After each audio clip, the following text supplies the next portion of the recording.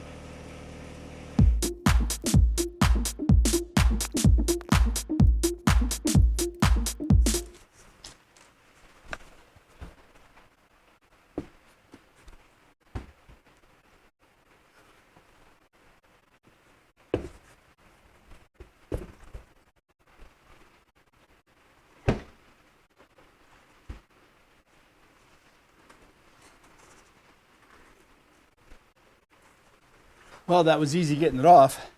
It may be a whole nother story putting it back on again. Hey guys, stick around for a few more minutes. I'm a real stickler about having all the right parts you're ever going to need. When you're tearing one of these tractors down and doing maintenance on them, God forbid something goes wrong, either a gasket or something that you needed gets torn up. I got a real pointer for you that you need to check into. You may want to have one of these in stock for yourselves when you're getting ready to do this transmission maintenance. So stick around. I'll show you that part towards the end. Just gonna have my coffee right now. It's cold out here, buddy, even with the stove going. With the wheel off, I think it's going to be a lot easier to be able to get to the filter screen. The filter screen is right back over in here. And now I can access it from this side and be able to get it past the backhoe frame and be able to work on it from the back side over here safely, and also comfortably be able to get up underneath the tractor here in order to be able to get the filter off and drain the fluid and all. I think it's going to be a lot easier to be able to service it.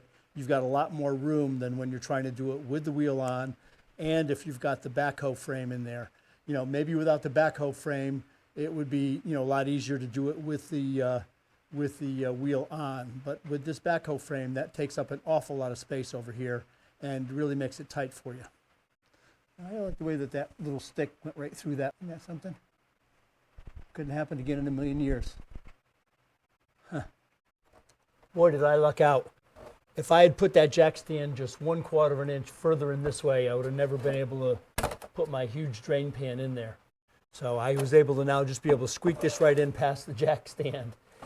So one of the things you may want to think about if you're going to do this, make sure that jack stand is about as far out to the wheel as you can get it, so you can get your big old drain pan in there. But first of all, let's break that drain plug.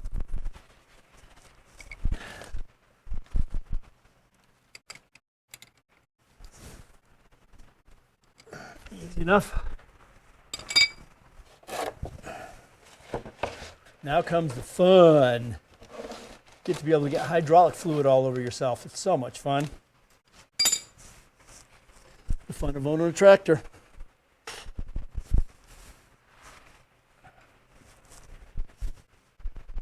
Let's pull this sleeve back a little bit while we're doing it.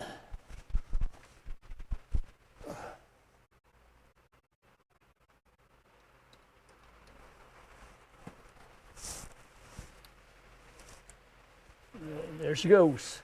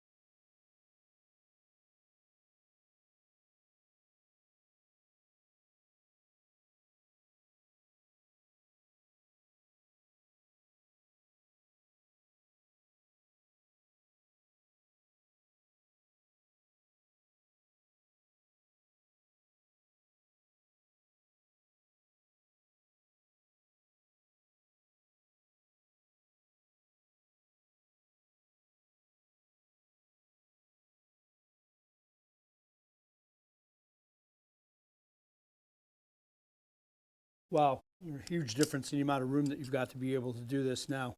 I mean, before trying to reach up in here and do all this was really kind of nuts. So this is really great. Let's get that top clamp off there.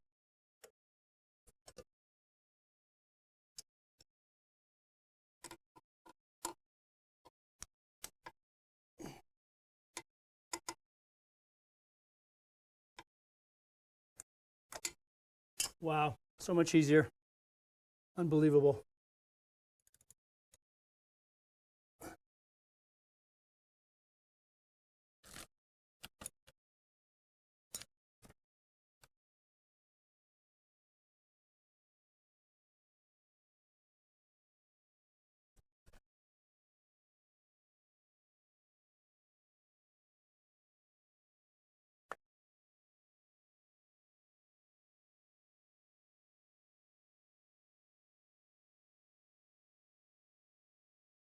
Hey, not bad. 600 hours and very little metal on there. Fantastic.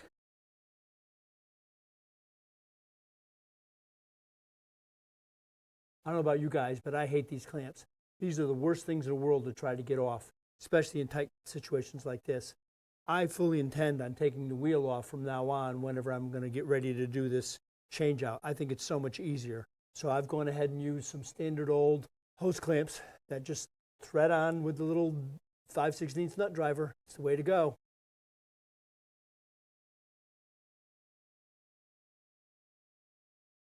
As you guys know, when you get ready to take out the transmission strainer, you've got to take the two hose clamps off of this little rubber boot.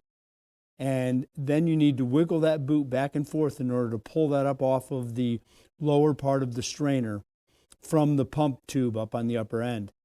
Now that rubber, when you start messing with it and you're moving it around and you're grabbing it and you're pulling it and you're sticking it with a screwdriver or whatever you need to in order to be able to get that off, you're working on that rubber and you may tear it up. Now, can you imagine doing this service, having all your parts and everything all ready to go here?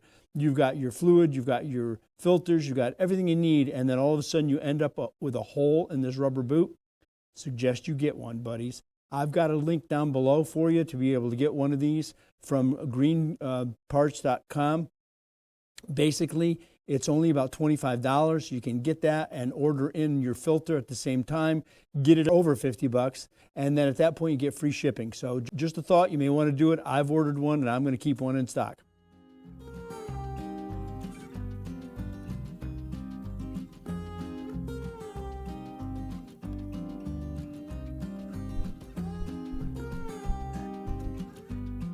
Perfect.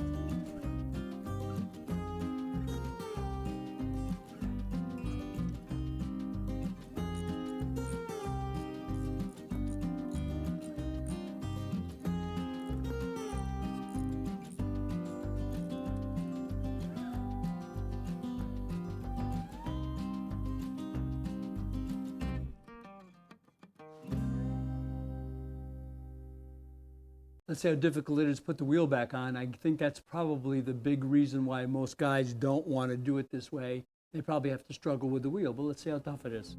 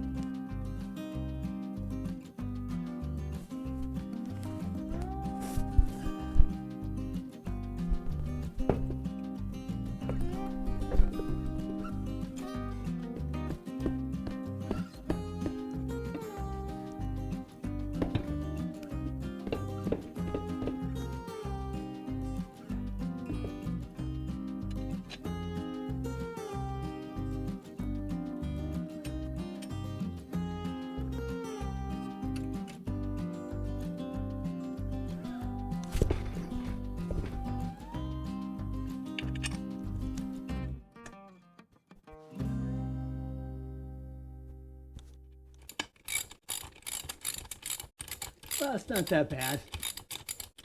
It's a bit of a pain, but I don't think it's all that bad, really. Just gotta be careful you don't cross thread, of course.